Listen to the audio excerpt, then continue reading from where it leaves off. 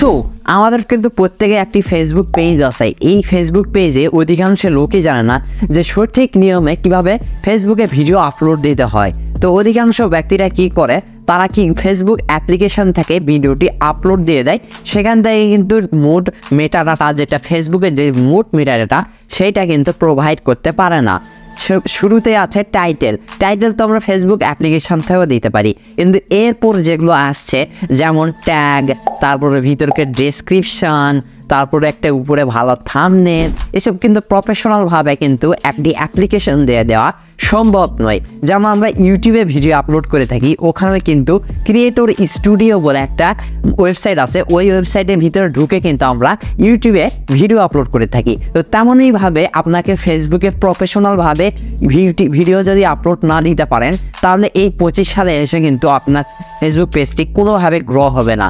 তাই জন্য বলছি আপনাকে সঠিক নিয়মে ফেসবুক পেজে ভিডিও আপলোড দেওয়া শিখতে হবে। তো বন্ধুরা, আজকে আপনাদের আমি শেখাবো যে কিভাবে আপনারা সঠিক নিয়মে ফেসবুক পেজে ভিডিও আপলোড দিবেন। তো আজকে ভিডিওটি গুরুত্বপূর্ণ হতে যাচ্ছে, কেন আমরা অনেকে আসি ফেসবুকে ভিডিও বানাই, ফেসবুকে ভিডিও বানানোর সত্ত্বেও কিন্তু আমরা সঠিক নিয়মে ফেসবুকে ভিডিওটি আপলোড দিতে পারি না। এতে করে কি হয়, আমাদের ফেসবুক পেজে কিন্তু ভিউ আসে না, হয়তো বা 50, 100, 200, এগুলো কিন্তু কিছুই না, এগুলো কোনো ভিউ না। আপনার যদি খুব বেশি 5, 10, 20, 30 1 লাখ অব্দি হিট করে দিতে চান যে এরকম ভিউ আসুক আমার ফেসবুক পেজে, তো কিভাবে এরকম ভিউ আনবে প্রপারভাবে দেখিয়ে দেবো বন্ধুরা। আজকের ভিডিও লাস্ট পর্যন্ত দেখতে থাকুন, তাহলে আপনারাও শিখে যাবেন যে ফেসবুক পেজে কিভাবে ভিডিও আপলোড দিতে হয়। তো চলুন বন্ধুরা, আজকে কথা বলবো না, ডাইরেক্ট মোবাইল স্ক্রিনে যা আপনাদের আমি সেটাই শিখিয়ে দিব। সঠিক নিয়মে ফেসবুকে ভিডিও আপলোডের জন্য চলে যেতে হবে গুগল ক্রোমে। তারপর এখান থেকে সার্চ বারে সার্চ করবেন ক্রিয়েটর স্টুডিও ফেসবুক, এটা লিখে সার্চ করে দিবেন। তো সার্চ করে দিলেন, সর্বপ্রথম একটা ওয়েবসাইট আসলো, তার নিচে দেখুন মেটা বিজনেস সুইট বলে অপশান আছে, আমরা এখানে ট্যাব দিয়ে ধরে রাখবো।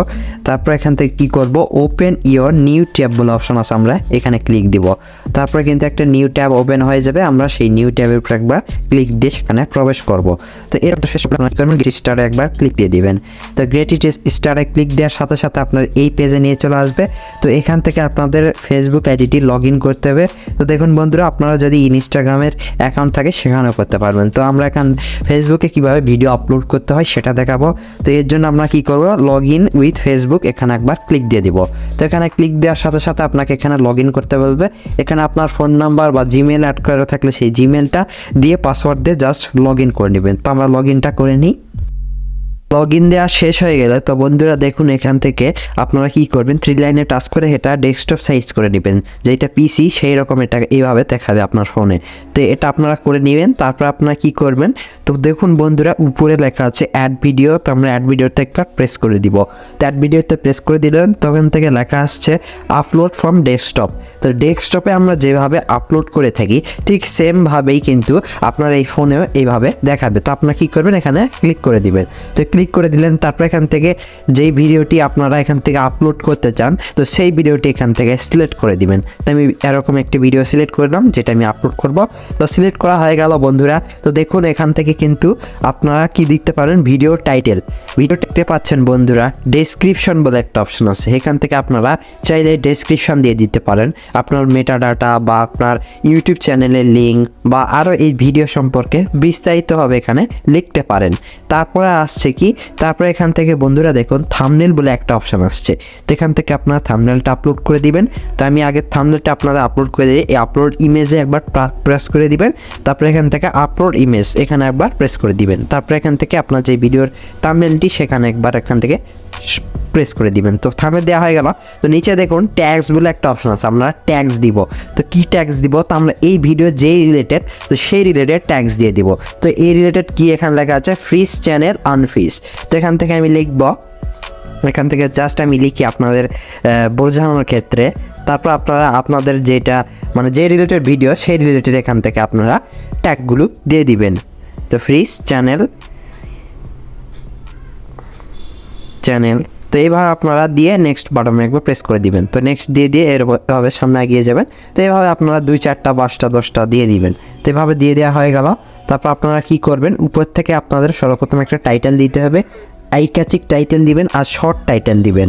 তো তো আপনারা যত শর্ট টাইটেল দিবেন তত কিন্তু ফেসবুকের ক্ষেত্রে ভালো।